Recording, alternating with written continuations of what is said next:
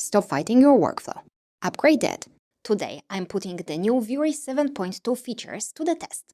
Night sky, AI tools, and the updated Chaos scatter on a real exterior shot. Huge thanks to Chaos for sponsoring. I'm kicking this off with one of my favorite features, the night sky. This opens up a whole new world in Vray. Realistic, astronomically accurate night skies built right in. It's part of the Vray sun and sky system. Step 1. Drop the sun below the horizon to switch your scene into night mode. In the Vray sun settings, there's a new tab, Night Sky. This simulates the moon, stars, and the Milky Way based on real-world location, date, and time. Let's start with the stars. First, I'll bump up the star's brightness. The default can be a little subtle, so if you don't see anything on your render, this is the slider to grab. We can also set the star size. The default value of 1 is great. It renders stars at about a 1 pixel radius, which looks nice and crisp. Size difference controls the variation between faint and bright stars. At 0, every star is the same size. At 1, the brightest stars are about twice as big as the faint ones. More natural, more depth. Intensity multiplier affects how much light the stars actually cast into your scene.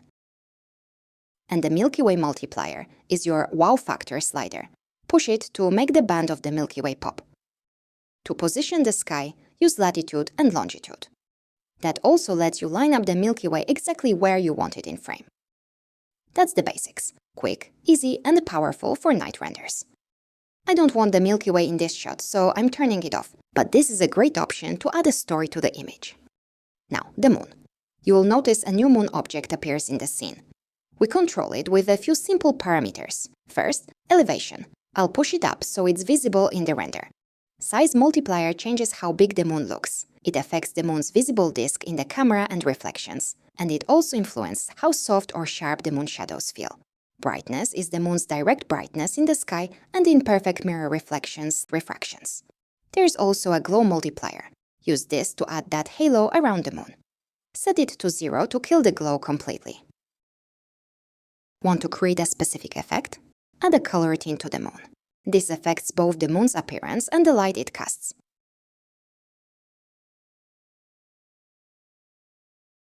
Full white means no tint. Azimuth lets you slide the moon left-right across the sky, x-axis. Phase controls the moon phase. 0 means full moon. 90, first quarter. 180, new moon. 270, last quarter. There's also a disk rotation control. Intensity multiplier sets how much the moon actually lights your scene. And if you prefer, you can just grab and move the moon right in the viewport. Alright, I'll adjust the exposure a little bit here. As you can see, we've got some new controls in the exposure layer. With these updated photography style adjustments, it's much easier to get a balanced render. We now have sliders for whites, blacks, highlights, and shadows, giving you fine-tuned control over different tonal ranges. You can brighten soft highlights without clipping, recover detail in the shadows without making the image look flat. If we go from the daylight scene to the night scene, we obviously need to change some lighting settings. So you can see I made a few adjustments to the moon's color and intensity. Just toned it down a bit so it's not too overpowering. We can treat this just like any other light in the light mix. Now, I'm gonna switch on the other lights in the scene. Nothing fancy, just some simple Vray lights. And finally, I'll apply a lot to give the image a bit more atmosphere. If you watched my recent video about Chaos Cosmos, you already know that we have an AI material generator in Vray. Alright, quick test today. It's still in beta, but honestly, it works really well. For this scene, I wanted a very specific marble, so here's my setup. 2K resolution, and to make it seamless, I'm turning on Smart Pattern.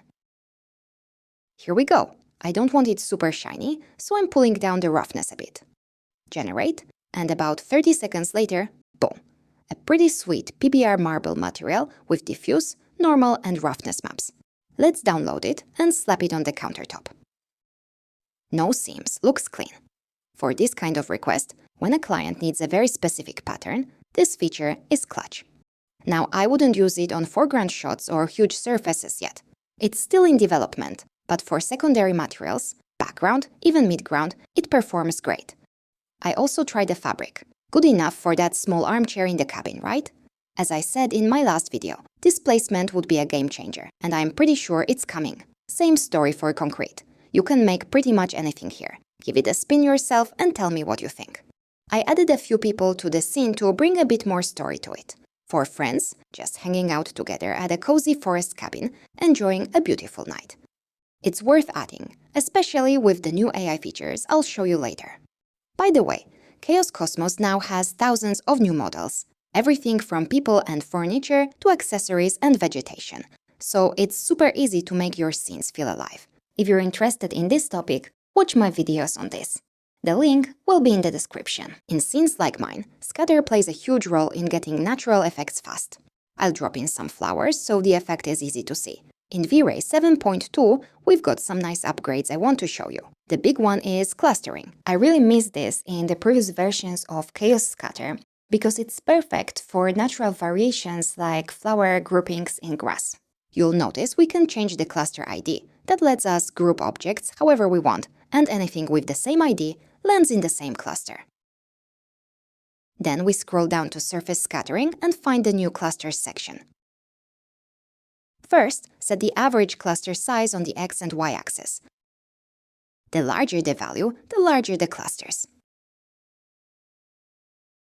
Use Seed to shuffle the pattern. This rotates clusters around their center so things don't look repetitive. You can also offset along X or Y to nudge clusters around. Lower roughness values give rounded clusters, higher values make the edges more jagged.